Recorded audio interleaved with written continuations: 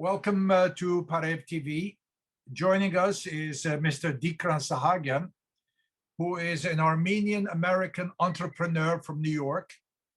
He was born in Armenia, emigrated to the United States in the year 2000, according to his biography, without a dollar in his pocket.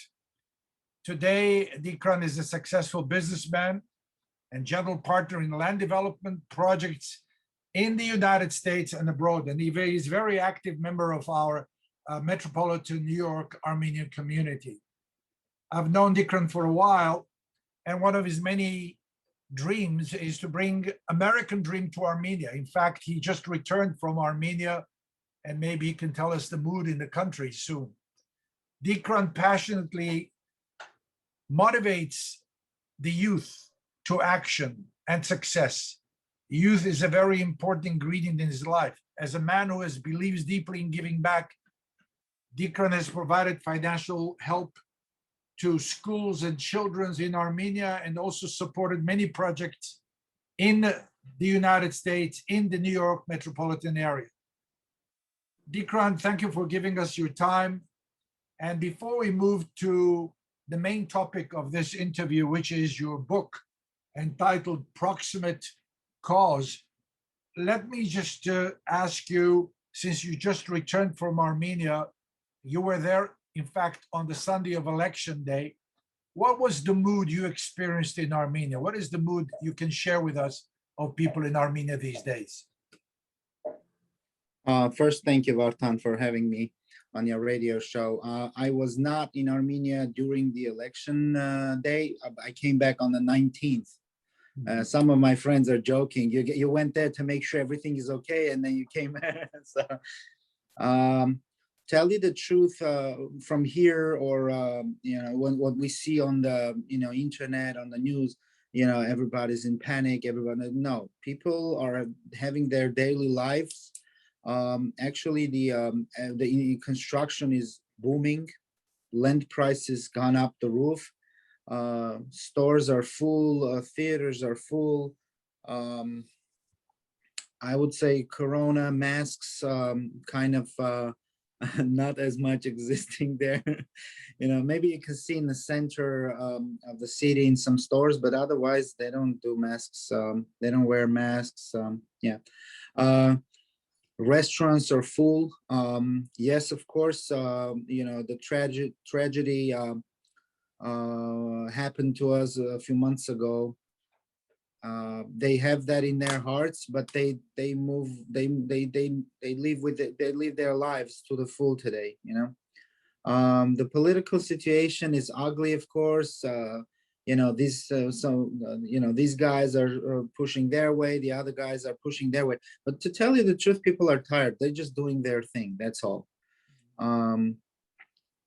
We are miles away from Armenia. We follow the news, and we keep doing our thing each and every day. And we are concerned with the well-being of Armenia.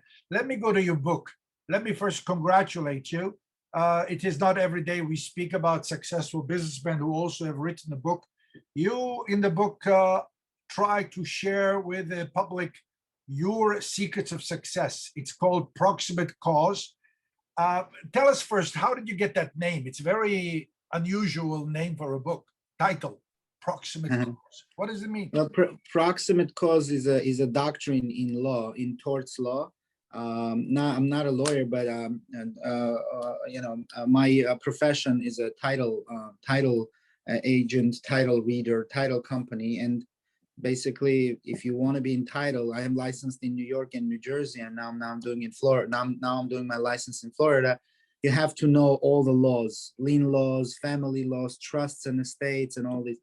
So when I decided to go into titles there, as I wrote in my book, I started learning different kinds of laws. And one of them was torts and injuries and stuff. So in torts law, there's a doctrine called proximate cause, which basically discusses the causation and the reason why something happens down the line. Mm-hmm. So let's say if I drive my car into your car and then you drove your car into somebody else, I am the proximate cause of the injury of that somebody, not you.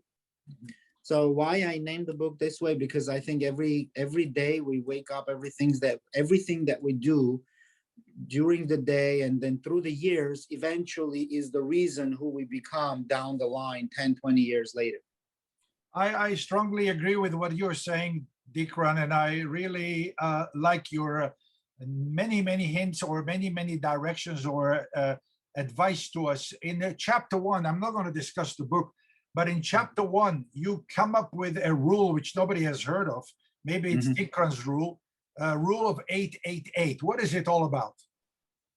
Yeah, so the rule of 888. Yeah, it's a new thing, and so basically what I discussed, and I don't want to go much into it because I want people to buy the book. Absolutely. And I make money off of it. So in my 888, I say naturally we have 8 hours that we have to sleep, eat, and do whatever we have to do. And then we have another 8 hours that we have to either go to school, go to high school, go to college, go to work, attend to the things that we have to do. But we never pay attention to the third 8, which is fully up to us to do what we want to do. And when you pay attention to the third 8, that's when you become who you want to become. So I'll give you an example. Let's say if you want to become a piano player, let's say you want to learn piano, you love piano. I love piano. So I have to come to work every day, right? I have to sleep. So, but that third 8 hours, I don't want to spend on social media scrolling, the screens and or watching TV. I do piano. So, that third 8 hours is fully yours to do whatever you want to do. So for in my entrepreneurial life, then you keep calling successful. I don't think that's the proper word. But in my the life when I just came here, I spent my second 8 hour to make extra money for my future. So the first 8 hours, I would make money to support myself, buying the food, the renting the apartment, whatever my needs to satisfy me. And the money that I made on the second hour, I invested into my future, mainly real estate, because that's what I like. There is another section in chapter 6 of the book. Throughout the book, you ask us to simplify life, simplify everything. And we really are complicating life. Each and every one, myself included, we end up complicating it. And before you know it, we are in a mess and we don't know how to come out of it. What is your advice in terms of the message in chapter 6, keeping it simple? Well, especially as Armenians, we like to, over exaggerate things, and we don't. I find that when you keep it simple, even in human relations, somebody made a mistake, you explain to him and move on. Don't keep it inside of you. Don't. Especially now, the technology is out there to keep everything so much simpler. Like I know I have to meet Vartan today at 11. I put into my the calendar. So when you keep things simple, and I like putting also, because of my work, I like putting things into folders. Like I have Times Square folder, I have Nights of Vartan folder, I have Tavush folder.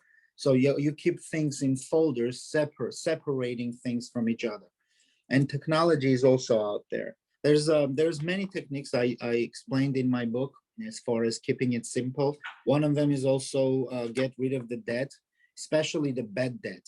I talk about good debt and bad debt, and we as Armenians love to get into bad debt. For example, getting 18% interest car loan and getting a Mercedes instead of buying an apartment and leasing a car and paying the lease out of the rental house.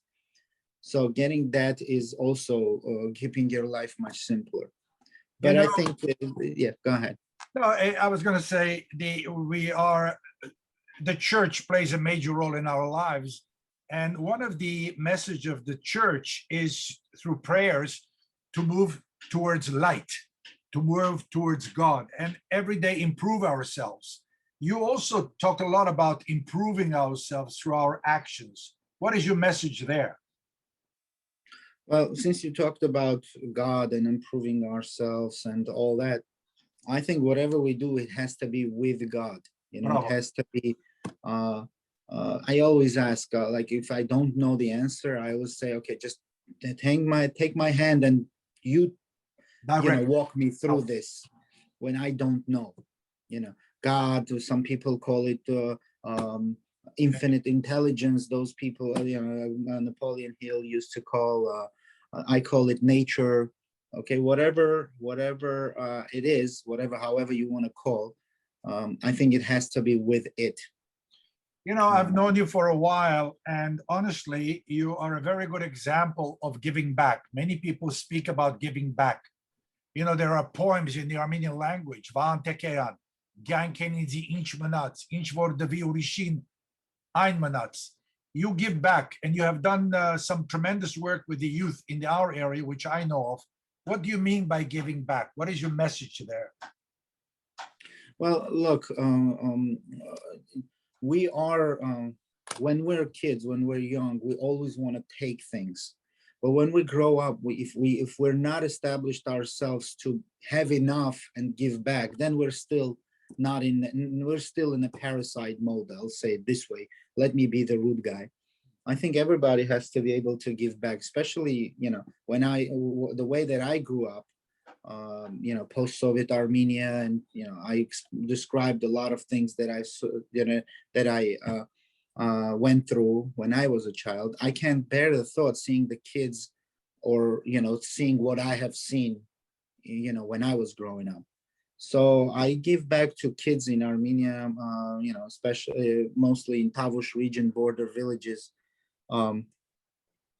Here too, we have the Armenian school. We want to make sure that the kids are busy, mostly kids, because if they see that that's a way, if American public has that giving back mentality. Absolutely. The post-Soviet Union public, they don't. I was lucky that I came and met some of your friends that Harant, and all of our friends, Ohanes, Mihran, Ari. And then I saw this crazy people doing things at Times Square, let's say, and nobody even knows that they're doing. So I kind of got, friends to them, and then, became Knights of Vartan, as you know. And I realized this is an organization that gives back without expecting anything in return. So I think giving back is very important. And besides, not only we invented it, Carnegie, the great Andrew Carnegie gave everything back, just kept one house for his family, he was the richest man in 1930 something when he sold, his company to Rockefeller.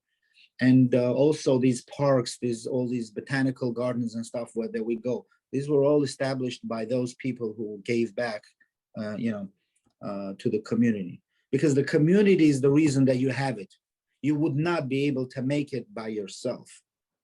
What is very important for you to give back to Armenia? Because I think they need. No, what? Oh, well, here's the problem. Then here's where I always say the failure of Armenians is the fault of the Western Armenians, and I'll explain to you why. When Soviet Union collapsed, you guys came in with, instead of coming in with throwing in the education on new reality. My father is still asking me, what is your government salary? He doesn't know that I don't get government salary. He's still asking me, how much money do you owe to government? He thinks that I owe money to government. You guys, Western Armenians, had to flood Armenia with the knowledge of the new reality, post-Soviet. The Soviet Union is not, there's no communism. You have to buy your house instead of getting it for free. You have to buy, you can buy any car you want. You can be who you want. Their mentality of Soviet Union, that like you can't look left and right, is still there. So I invest in education of the kids. I don't want to buy them toys. I want to buy them education. And I think the Western Armenians, we can blame anybody for Armenia's current situation. But when I go there, I see we so much need education, especially in business. There are terms, right now my book is being translated to Armenian. There are terms and ideas that I'm sitting with this translator, and I'm good in Armenian too, and we're trying to figure out new words because they don't exist in Armenian. Business words, entrepreneurial words, they don't exist in Armenian. This should have been done in 1990s. You guys should have done it to us, not 20 years, 30 years later, we deciding let's educate them on what is, business, what is capitalism, what is free market, in all this. You speak about the Western world. Let me disagree with you, obviously, but let me tell you why I disagree. Because in the West, especially in America, I think American Armenians have done much more than their share in terms of education before Armenia was given independence or got independence 30 years ago. So the question of education has been a major priority for Armenian organizations, not least of which was the AGBU, ARS, Tekeyan, and all these other. Look at the schools that they established in the Middle East, in Lebanon, in Syria. Where did the money come from? From 1926, where this community was the one of the not very affluent community. Even that time, they gave so much back. But in terms of Armenia, so much has happened with the earthquake, with the war, with the independence. And we did not know how to maneuver with the government. A lot had to do with also the leadership in Armenia at the time that had to work with us, or we worked with the leadership. And we took care of orphanages, we took care of needy people, we took care of many also educational needs of the community through the church or through wherever possible. So in that sense, Tigran, I would disagree with you, and I'm sure many Armenians who heard what you just said would disagree, but I also understand in the future, what you said correctly, we should not give toys, we should invest in education. Let the road be the hard road and not just a fun road. This is not a fun time for Armenia. We have to go to the basic and teach and educate the younger generation and put them on a platform of reality and not something where they can just dream of. Yeah. See, when you invest in education, maybe you don't see it. It's not visible. You can't, it's not like you gave them a toy and then stand next to it and take a picture and then you can share it on your Facebook. Absolutely. This is what I did. But 20 years later, 10 years later, that pays off. And, when you give back, you should not expect that, they will know. Don't take pictures. I never go take pictures next to what I do. And that's the problem with this, giving the toys, versus giving the education, helping with the education. It's not visible. So maybe a lot of times when, somebody is making a decision how to help, maybe they make a decision on doing this visible one, not as opposed to non-visible one. Without giving too many names, also the AUA, the American University of Armenia, is an educational institution which was established by Western Armenians. Yeah. I don't want to give names. And I have today there are so many people that have given so much back. It's only in the millions of dollars. And today is the most successful university in Armenia, the AUA. I'm not saying it was not done. I'm saying it was not done enough, maybe. Okay, maybe that we have the result. I see with one hand, you cannot clap with one hand. You need two to clap. And that's where the government also has to participate and give us some type of. And it's not only education in school, education in construction, education in art, education in many things. I build there in Armenia, and every time I go and I say, Hachik, come on, look at this. We had to do it this way. We had to do it this way. I show them pictures from how we build here, all these things. I think the only way that we will get out of this mess is by focusing on the smaller generation, and then they will lead the way. I have to echo what you just said. We have to invest in the younger generation if we want to see any results, which may take 25 years. We should not be afraid of waiting 25 years, because here we are 30 years after independence, and we are in a mess, as you many times refer to. We are in a mess. I'll help you say that. And the question of trust has to be built also, Tigran, and if we can work towards that, that's also a very important question, trust. Anything else in closing, Tigran? No, I mean, my book is available on Amazon. called Proximate Cause, or you can type Tigran, it brings up. It's being translated into Armenian, and my focus is for the Armenian young generation to read and to understand what is bad debt from good, differentiate between the bad debt and good debt, between asset and liability. All these things are, I don't want to say totally new, but most of the terms are not non-existent in Armenian. So, I admire your perseverance, your dedication, your commitment, because to come up with a book is not an easy thing. And once and again, since you are enlightening us with the 888, I should take more advantage of the last 8 which you mentioned and do a little bit more work. Tigran, you're a very, very good man. You're very, very giving. And thank you for this interview. Thank you for having me, Vartan. Thank you.